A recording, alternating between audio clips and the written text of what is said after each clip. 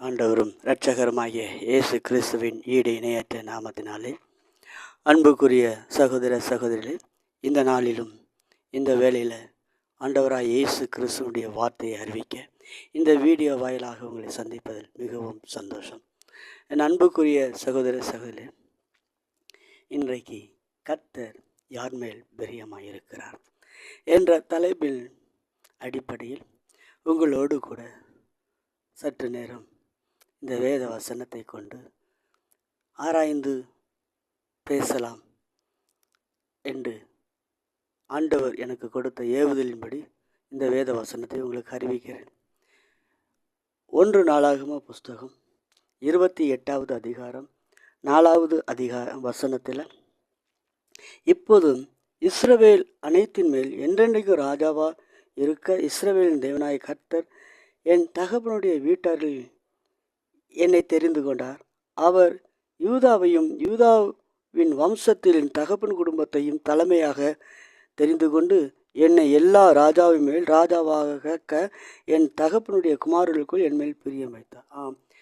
இந்த தாவீது சொல்கிறார், அந்நாட்களிலே இவனுடைய சகோதரர்கள் எத்தனையோ பேர்கள் இருந்தாலும் கர்த்தர் இவனை மாத்திரம் கர்த்தர் தெரிந்து கொண்டார். இதற்கு முன்பதாக முந்தைய ராஜா சவுல் இருந்த வேளையிலும் அவனை தள்ளி இவனை ராஜாவாக தேவன் தெரிந்தெடுத்தார். காரணங்கள் என்ன என்றால், வேத வசனங்கள் சொல்லுகிறது இவன் மேல் கர்த்தர் பிரியமாக இருந்தார். பிரியமாக இருக்கிறதுக்கு காரணம் என்ன? 2 சாமுவேல் புஸ்தகம் 12வது அதிகாரம் 13வது வசனம், நாத்தான் வந்து சொல்லுகிறான், அவனுடைய பாவ செயலை குற்ற செயலை சொல்லும் பொழுது நான் கர்த்தருக்கு விரோதமாய் பாவம் செய்தேன் என்று சொல்லுகிறான். அன்புக்குரிய சகோதரனே சகோதரியே, அதற்கு முந்தைய ராஜா பாவத்தை சொல்லும் பொழுது அவன் அந்த பாவத்தை சொல்லும் பொழுது நான் பாவம் சாமுவேலுக்கு விரோதமாக பாவம் செய்தேன் என்று சொல்கிறானே தவிர கர்த்தருக்கு விரோதமான பாவம் செய்தேன் என்று சொல்லவில்லை.